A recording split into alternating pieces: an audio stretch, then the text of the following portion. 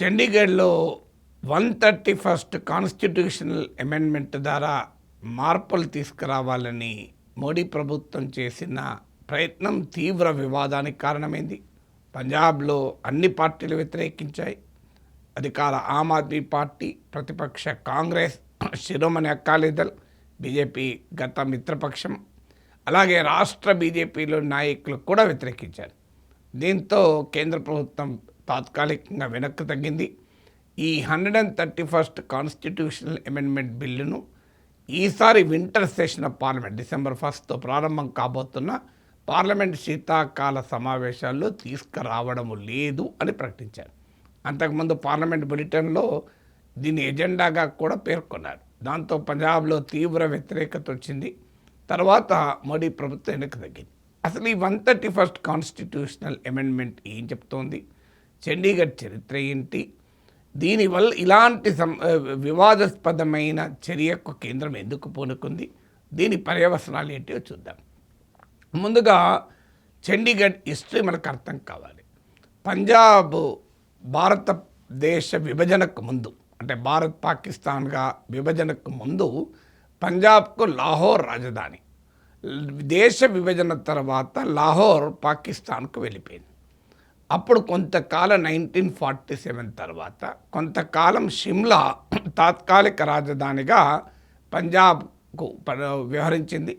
1948లో కేంద్ర ప్రభుత్వం పంజాబ్ కోసమని ఒక రాజధానిని గుర్తించారు. ఒక ప్లేస్ గుర్తించి పంజాబ్ రాష్ట్రంలోని 22 విలేజెస్ను సెలెక్ట్ చేసి ప్రస్తుతం చండీగఢ్గా పిలువబడే ప్లాన్డ్ సిటీని నిర్మించారు.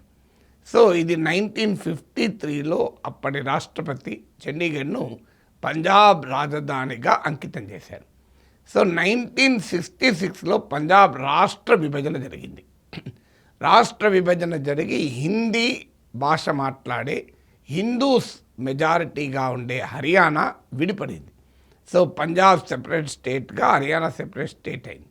1966లో పంజాబ్ రీఆర్గనైజేషన్ యాక్ట్ ద్వారా హర్యానా వేరే రాష్ట్రం అయిపోయింది. వేరే రాష్ట్రమైనప్పుడు హర్యానాకు రాజధాని లేదు. సో హర్యానాకు కొత్త రాజధాని నిర్మించాలని ప్రతిపాదన ఉంది. తాత్కాలికంగా చండీగఢ్ను షేడ్ క్యాపిటల్గా పేర్కొన్నారు. సో షేడ్ క్యాపిటల్గా పెట్టుకొని అసెట్స్ని కూడా 60-40 రేషియోలో డివైడ్ చేశారు. అంటే చండీగఢ్లోని ఆస్తులు 60% పంజాబ్కు, 40% హర్యానాకు చెందుతాయి. పంజాబ్ రాష్ట్ర గవర్నరే 1984 నుంచి చండీగఢ్ అడ్మినిస్ట్రేటర్గా కూడా వ్యవహరిస్తున్నారు. అంతకుముందు చీఫ్ కమిషనర్ కేంద్రం నియమించేది. కానీ 1984 తర్వాత పంజాబ్ గవర్నరే చండీగఢ్కు అడ్మినిస్ట్రేటర్గా పనిచేస్తున్నారు. కానీ ఈ అరేంజ్మెంట్ను తాత్కాలికంగానే పంజాబ్ భావిస్తోంది. చండీగఢ్ తమ రాష్ట్రానికి సంబంధించింది కనుక తమకే చెందాలి అన్నది పంజాబ్ వాదన. కానీ హిస్టారికల్ ఛాలెంజెస్ వల్ల అది పంజాబ్ హర్యానా కామన్ క్యాపిటల్గా ఉండిపోయింది. అంటే ఒక యునీక్ సిచ్యువేషన్ చండీగఢ్కు ఉంటుంది. ఒక కేంద్ర ప్రభుత్వానికేమో లెజిస్లేటివ్ అండ్ బడ్జెట్ పవర్స్ ఉంటాయి.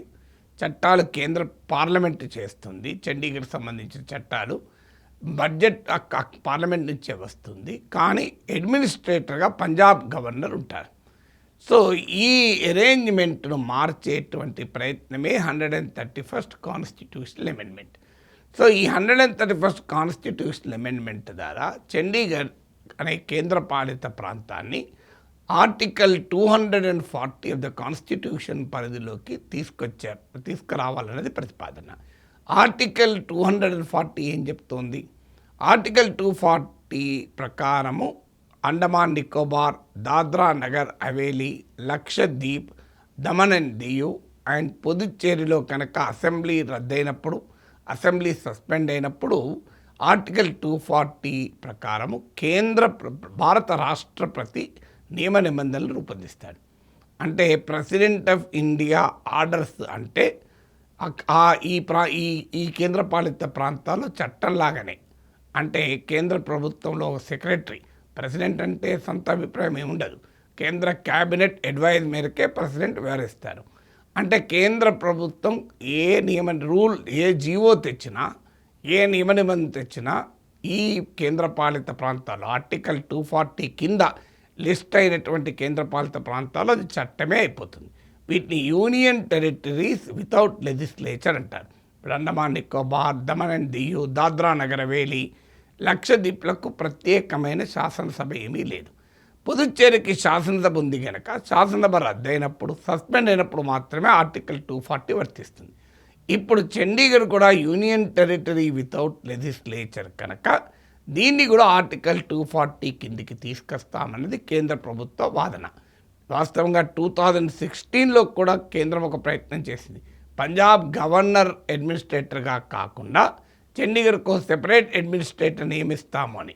ఆ రకంగా కేంద్ర ప్రభుత్వం చండీగఢ్ పాలన పైన గ్రిప్ తెచ్చుకోవాలన్నది ప్రయత్నం. ఎందుకంటే పంజాబ్ గవర్నర్ అంటే పంజాబ్ ముఖ్యమంత్రి మంత్రిమండలి సలహా సంప్రదింపుల మేరకు వ్యవహరిస్తారు. అంటే ఒక రకంగా పంజాబ్ మా పరిధిలోనే చండీగఢ్ ఉన్నది అనే భావనలో ఉంటారు. సో ఈ హిస్టారిక్ అరేంజ్మెంట్ డిస్టర్బ్ అవుతుందన్నది పంజాబ్ వాదన. అంటే ఇప్పటికీ పంజాబ్ మాదే చండీగఢ్, హర్యానాకు సొంత క్యాపిటల్ కట్టుకోవాల్సిందే అన్నది వాళ్ళ వాదన. వాస్తవంగా 1970లోనే అప్పటి ఇందిరాగాంధీ ప్రభుత్వం హర్యానాకు సెపరేట్ క్యాపిటల్ నిర్మిస్తారని చెప్పి ప్రకటించారు కూడా. ప్రకటించి 10 crore గ్రాంట్ కూడా ఇచ్చారు, లోన్ కూడా ఇచ్చారు. ఈవెన్ హర్యానాకు సెపరేట్ క్యాపిటల్ 5 ఏళ్లలో నిర్మాణం అవుతుంది. ఈ 5 years పాటు చండీగఢ్ షేర్ క్యాపిటల్గా ఉంటుందని 1917లో 70లో ప్రకటించారు. అప్పుడు పంజాబ్లో ఉద్యమం నడిచింది, చండీగఢ్ పంజాబ్కే పూర్తిగా ట్రాన్స్ఫర్ చేయాలని. కానీ ఈ 55 yearsలో హర్యానాకు కొత్త క్యాపిటల్ నిర్మించలేదు. సో దానివల్ల ఇప్పటికీ పంజాబీల డిమాండ్ మిగిలే ఉంది. చండీగఢ్ మాదే అన్నది పంజాబ్ డిమాండ్, కానీ అది తాత్కాలికంగా షేర్డ్ క్యాపిటల్గా ఉంటూ వచ్చింది. పంజాబ్ గవర్నర్ అడ్మినిస్ట్రేటర్గా ఉంటూ వచ్చింది. ఇప్పుడు 131st అమెండ్మెంట్ ద్వారా దాన్ని తీసుకెళ్ళి కేంద్రం చేతిలో పెట్టుకోవాలన్నది ప్లాన్. అంటే అండమాన్, దాద్రా నగర్ హవేలీ, దమన్ అండ్ దియు, లక్షద్వీప్ లాగా చండీగఢ్ని కూడా సెంట్రల్ గవర్నమెంట్ పరిధిలోకి తీసుకురావాలి. ఇప్పుడు పార్లమెంట్ చట్టం చేస్తేనే చండీగఢ్కి వర్తిస్తుంది. ఇప్పుడు ఆర్టికల్ 240 కిందికి వస్తే ఏంటి, పార్లమెంట్ చట్టం అవసరం లేదు. కేంద్ర ప్రభుత్వ సలహా మేరకు రాష్ట్రపతి ఒక ఆర్డర్స్ ఇష్యూ చేస్తే అది ఆటోమేటిక్గా చట్టం అయిపోతుంది. ఇప్పుడు ఉదాహరణకు చండీగఢ్ మేయర్ టెన్యూర్ తగ్గించాలంటే ఇప్పుడున్న రూల్ ప్రకారం పార్లమెంట్ చట్టం చేయాలి. ఇప్పుడు ఆర్టికల్ 240 కింద పట్టుకొచ్చారనుకోండి, చట్టం అవసరం లేదు.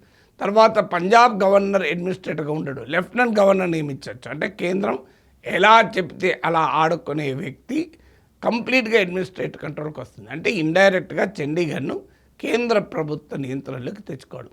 చండీగఢ్లో మనకు తెలుసు మున్సిపల్ కార్పొరేషన్ను రిగ్గింగ్ ఎలా అక్రమ పద్ధతుల ద్వారా ఆమ్ ఆద్మీ పార్టీకి రావాల్సిన పదవిని బీజేపీ లాక్కున్నది.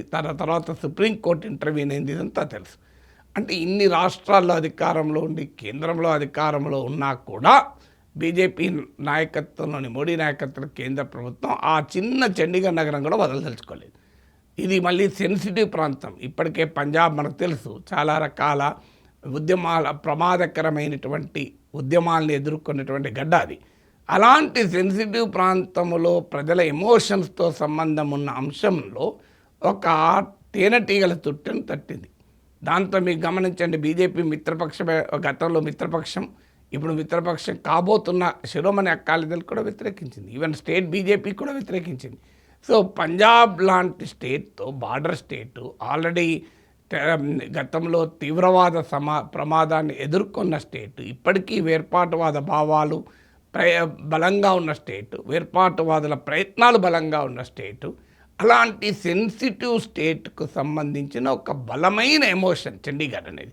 ఇది మాదే అని, ఇది హర్యానా తాత్కాలికంగా వాడుకుంటుందన్నది వాళ్ళ వాదన. దాన్ని డిస్టర్బ్ చేసే ప్రయత్నం చేశారు. అంటే తమ రాజకీయ ఎజెండాలో ఏ రకమైన ప్రమాదకర కాన్సిక్వెన్సెస్ ఉంటాయని గుర్తించకుండా చేశారు. దీంతో తీవ్ర వ్యతిరేకత వస్తే ఇప్పుడు తాత్కాలికంగా వెనక్కు తగ్గారు.